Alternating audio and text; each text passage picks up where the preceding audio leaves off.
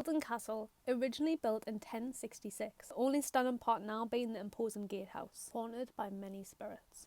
I do think that the locals of Hylton Castle and Castletown take living on the doorstep of a historical castle for granted. Many people don't even know the history or any of the paranormal stories about it. Many people, including myself until recently, thought that the castle was built in the 1400s and out of stone. It was actually built out of wood in 1066 by Sir Henry D. Hylton. It was then built in the 1400s out of stone by Sir William Hylton. It was built as a 4-storey gatehouse-style manor house in the same type of style as Lumley Castle and Raby Castle. Hylton Castle became the principal seat of the Hylton family until the death of the last Baron in 1746. Then bought by Lady Bowes, but there was actually no record or evidence that her or her family took residence in the castle.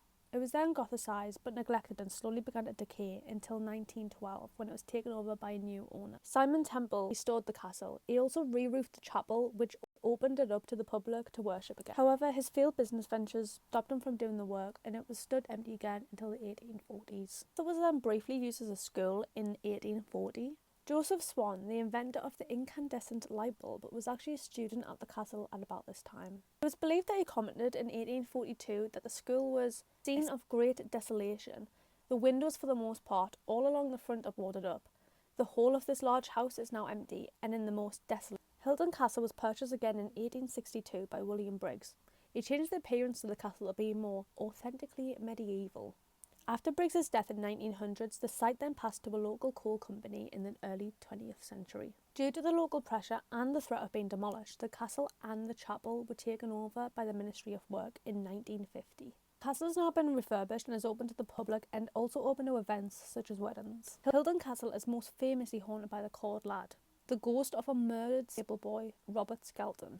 There's actually a lot of versions of why Robert was killed. For example, one story states that Robert was caught with the Baron Hylton's daughter and was killed for that by the Baron. Yet another story states that Robert actually overslept one day and the Baron either decapitated him, stabbed him with a pitchfork, or hit him on the back of his head with a hunting crop. The Baron was then reported to have disposed of his body either in a deep pond or an unused well. Several months later, the body was actually found and the Baron was tried for the murder. He had an alibi, so nothing happened. Soon after this though, many strange occurrences started happening. For example, if the kitchen was left a mess on the night, it would magically be tidied in the morning. Chamber pots were emptied on the floor.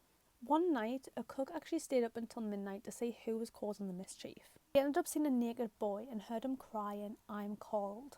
To this day, people still claim to hear the cries of the Cold Lad. Visitors have reported paranormal happenings, especially in the Marshal's room, which is near the top of the castle.